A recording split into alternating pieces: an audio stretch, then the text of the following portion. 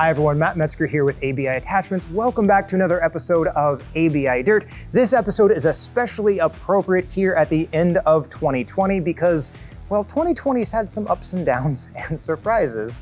And all of you who work in the dirt for a living, either on job sites or on your own property, you know that dirt projects also have ups and downs and surprises. And when those surprises come, the best thing you can do is to just focus on finishing strong and finishing well. So we're going to finish this mini-series comparing the SR3 and the SR1 by looking at the finish rake.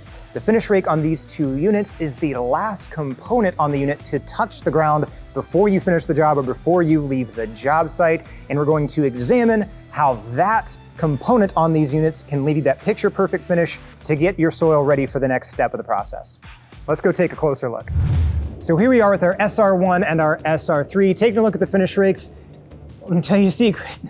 The rakes are the exact same pieces of rake on these units. The only difference is how much rake you've got.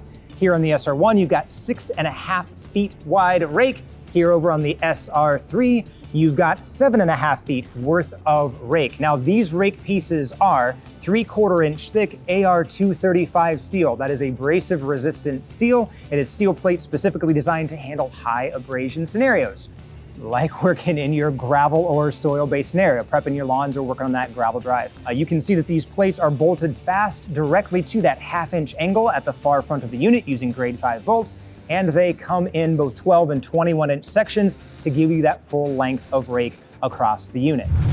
So let's talk about application of this finish rake. How does this actually get used on the product?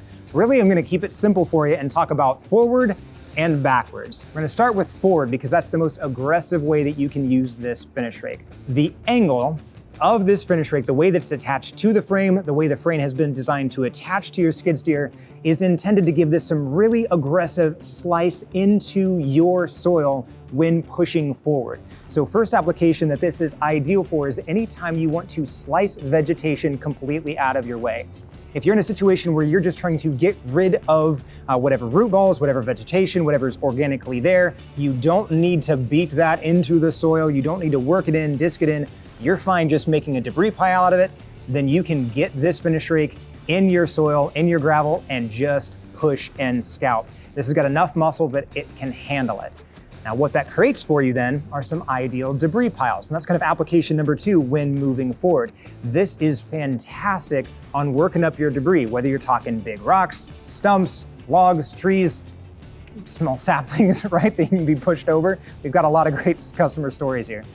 Just to clear debris pile out of the way, because most likely you're gonna have a bucket loader of some kind, either a skid steer or a tractor on site clearing those debris piles. This is fantastic to work those piles in. That way your bucket come in and get that out of your way.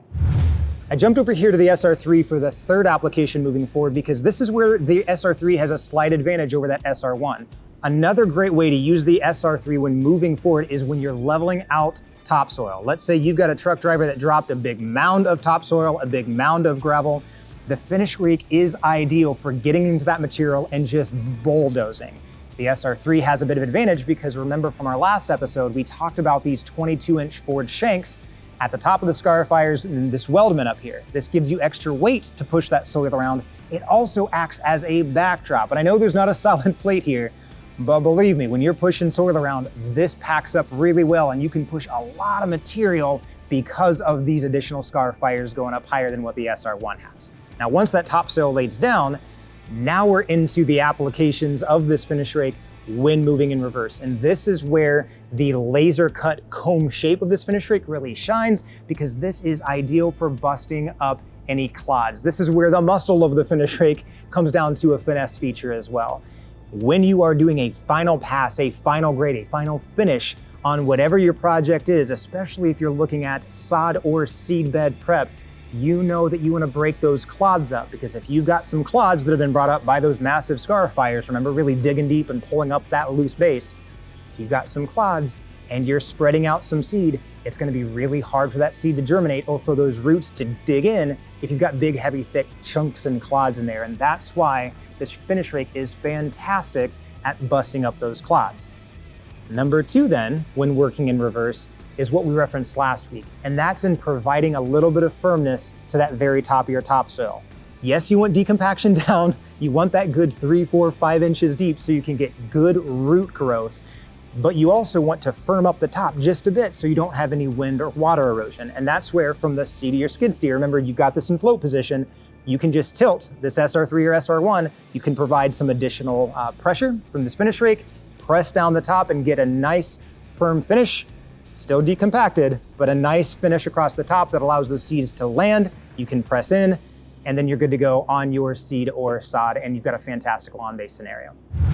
That's all we've got for today, everybody. Thanks for sticking with us as we've worked through this mini series on comparing the SR3 versus the SR1. If you've missed any of the episodes, we're gonna throw some links below so that way you can go back and take a look at all the components, all the closer looks we've taken on the differences between these two units. But if you've still got questions, and I don't blame you if you do, that's why we've got factory reps here at ABI Attachments. That's actually their only purpose is to be available to answer your questions and to talk with you about what attachment matches up with your project and with your needs. So give us a call, ask whatever questions you've got, let us match you up with the right attachment. But until next time, take care.